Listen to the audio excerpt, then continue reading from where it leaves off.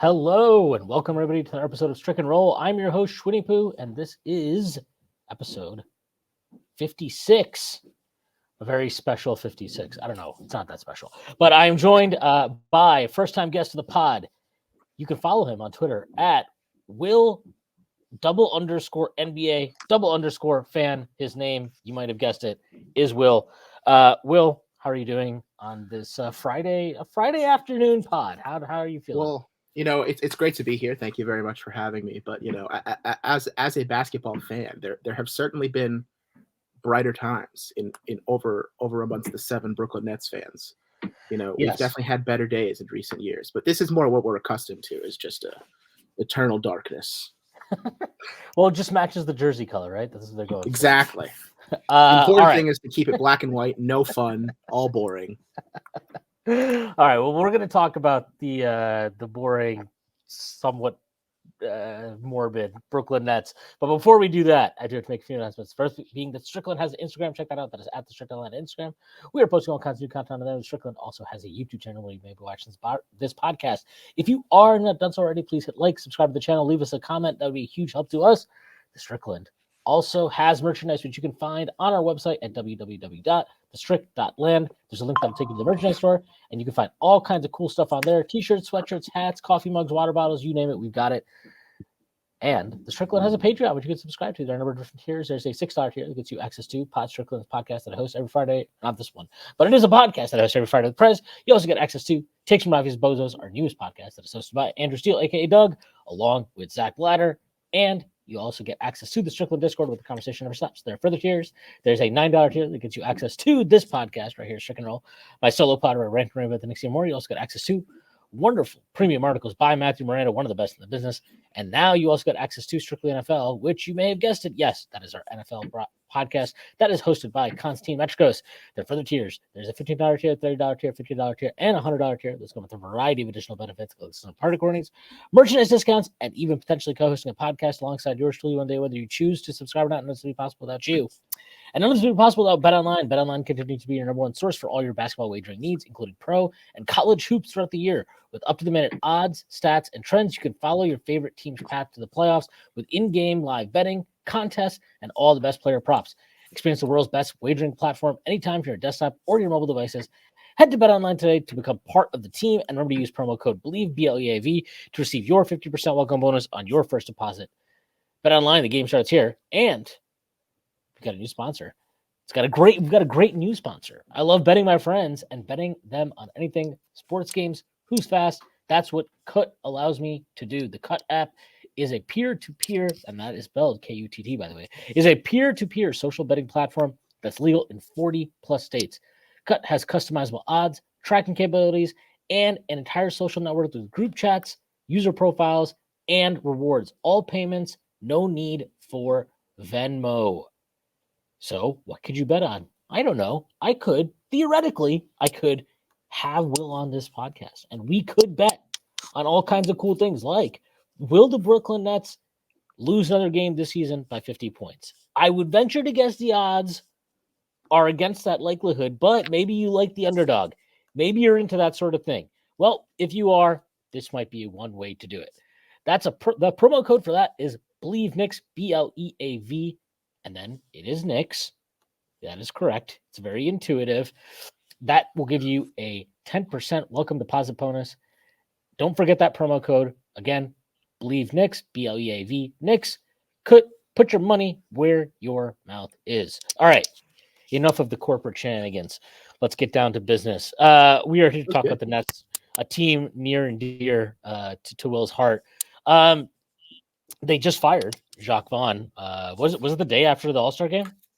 Yeah, I think it was the next morning, and it was really funny because I was making a lot of jokes that the Nets, you can all the juice is gone because all the NBA podcasts, it was like the 5th most important story because the top 4 were all just like, the NBA All-Star game is the most evil thing that has ever happened in all of humanity. This is the worst thing ever. It was so serious back in the day, and it. Now they have Kevin Ollie, I guess, who I'm not really a overtime elite guy, so I know he ran UConn into the ground. Yeah. I know that. But national champion Kevin Ollie did win a championship. Look, the Jacque Vaughn thing. I don't really know what to make of him as a coach. I don't think he was particularly great. I don't think he's the worst coach of all time. I am fine with firing him if it seemed like the team itself had been pretty checked out on him. But to go, I mean, his entire time with the Nets is so weird because he's the interim after they fired Kenny Atkins and he coached them in the bubble. Then I was impressed that. Yeah, the most impressed I was with him as a coach was that because this is super niche and nobody really but the Nets entire team got COVID, and this was still August 2020 when getting COVID was still it wasn't just sit out for 2 weeks. Basically, their entire team didn't go to the bubble. They had to sign 8 new players, and I think they played 8 seeding games or something. It was basically to close out the regular season, and people were legitimately saying that they were going to go 0-8, and I was if they go 2-6, I'd be amazed. And I think they went 5-3, and they lost multiple close games. I remember they beat the Bucks as an 18-point underdog, and that was the biggest spread outright underdog win in a lot of years in any regular season game. I think their leading scorer was Timothy Luwawu-Cabarrot, and they beat Giannis and the Bucks. That is a blast from the past. But then obviously, most famously, they were only what's really funny about him getting fired is we're roughly 13 months removed from him being the betting coach of the year favorite. Because when they were I think they started something 21-6 under him. People were he was getting a lot of coach of the year buzz after the start they had and all the just. Well, here we are. I'm with you. I think he's fine. I don't feel really strong. They had a pretty wild run last year when Katie and Kyrie weren't they 15-1 or something at one point? Yeah, it was 18-2 was the peak stretch. It was kind of Mickey Mouse. If you go through they beat a lot of bad teams by 4 points. 18-2 is good though. But 18-2 is 18-2. You can't it's very impressive. Yeah. But yeah, to kind of bring it back to the current day. So look, this season is what it is. I don't know what to really make of him, and I tend to believe this. Once a locker room has checked out on a coach, it's kind of time to go. And it doesn't matter if the guy's a genius. Doesn't matter if he's the dumbest person ever. Buy-in is honestly the most basic and important component of coaching more than anything else. And so once that goes, it goes. And I mean, is it fair to say that the moment it totally went for him was that second half of that, what was it, the Bucks game? Yeah, everyone brings up that Bucks game. For a while, I was kind of pushing back on that, but the more because they had a West Coast trip that opened in Phoenix, and they won that game, and that was Bridges and Johnson got the big ovation from the crowd, and that was it's probably the high watermark of the Nets season. Well, you guys won the trade that night. Exactly. But then they lost the rest of that road trip. They lost 4 in a row. And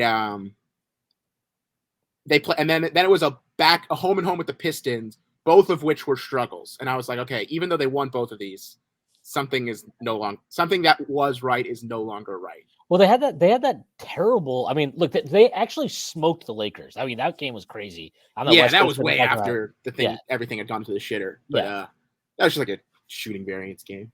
That was that, but then they had that horrible. I mean, that end of that Clippers game. The Clipper meltdown was rough. Yeah, that's honest. I know last night because we played the Sixers last. The Knicks played the Sixers last night. We're up 26. The lead got cut to 6 at one point, and Breen just kept playing the biggest blown lead this year is 26 by the Blazers. I was stop doing this. Stop trying to will it into existence, please. But I in my head, I'm okay. One, it's the Blazers. That doesn't count. That's that it doesn't. Yeah, and it was Blazers Bucks in Milwaukee. And then the other thing was that's to me that Nets game because I remember I was blindly betting the Clippers during the fourth quarter of that game because I was just they're going to make a run. It's just going to happen. Yeah. But I didn't think they'd win it, so I didn't bet the money line or anything. But I think it was on during the same time as one of the football games. It might have been the conference championship weekend. But I remember I just remember checking. After I was oh, it's been 20 minutes. Let me check the score. And I was wait, did these motherfuckers just not score for 6 minutes? I think they closed on a 20-0 run. because the final score, the Clippers covered.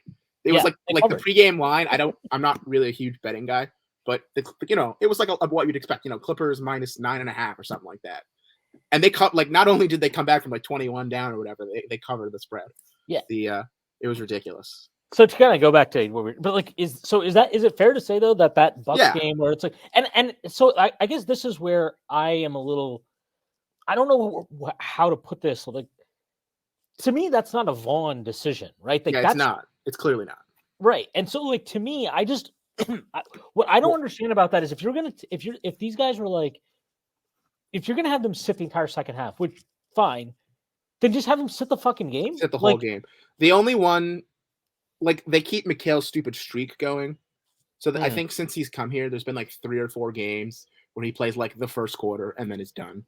There was one game he literally played, I think it was game 82, and both teams had nothing to play for, and he literally started, committed a foul, and he played it was. I want him to fucking sit games. I'm who cares? About your stupid streak. But the thing everyone talks about that Bucks game because it made a lot of podcasters mad because the Heat, I remember, played the Knicks and Nets on a back-to-back. They were in New York, and it was the Heat collapsed in the fourth quarter, right? It was an MSG in December. Yes. And they played the Nets the next night, and they did the same shit. They sat Jimmy, they sat Bam, they said nobody fucking played, and that was maybe 4 days before the Nets did the thing versus the Bucks, and it was but I guess because they technically played the first few minutes and then had them sit, that's what made everybody so mad. But the thing nobody talks about that I think was really more important than the Bucks thing, and Brian Lewis talked about this. He's the Nets. He's on the Post, New York Post guy. Yeah, he does good stuff. But basically, when the Cam Thomas quote unquote emergence happened this season, they basically told Spencer Dinwiddie, the coaches, that we want Mikal and Cam Thomas to be the on the ball creators, and we want you to be an off ball creator. And Spencer Dinwiddie was like, "Well, I'm better at creating offense than those guys, so fuck this," and just completely checked out. It was astonishing to watch, how it was fat suit Harden stuff. So it was because I remember there was that, I forgot who it was really good. The first 20 games of the season, that's why they had a hot start. Was it's Nets Daily, I think, was the one that posted his stats during this period where he quit, and he he quote tweeted and it's I know you guys are mad at me, but that's not what's happening. But it was really just watching the games, you could just tell he was just not. He just decided nope. Not he was extremely checked out, and I heard from a source that and this is how you can tell Vaughn's days were numbered, or Dinwiddie's, or both, that Dinwiddie was actively making fun of Vaughn to the other team while on the court. He was talking shit about his own coach to the other team. Which feels like a bad sign. You talked about the hot start. What? I mean, what were they? I can't imagine it's all just vibes. There has to have been actual tangible things that were happening at the start of the year that are not happening anymore. What happened? Because I remember at the start of the year, they were. I think maybe I was surprised. What's been happening now is what I expected to happen. It was crazy because I think in the first 15, 16, maybe even 20 games, they were actually top 10 in offense and defense. Yeah, they were 13 and 10. Yeah, and the offense was even better than the defense, which was what was weird. So was it just hot 3-point shooting, or was there more going on? It was definitely a lot of that. They were getting up more threes. But some of it was extremely hot shooting. I remember for the first 20 games, Dorian Finney-Smith was basically shooting prime Klay Thompson. It was 7 threes a game and the 40s in percentages. But it was more Dinwiddie on the ball, and he is their only. I know Dinwiddie's a fun guy to dunk on, and he's infuriating, but he was their only semi-functional shot creator of okay, I can dribble past my defender, and I can draw a double team, and I can pass to an open shooter in the corner. They just don't have anybody else on the team who can do that. Because they have one guy on the team who can pass and he won't shoot the ball.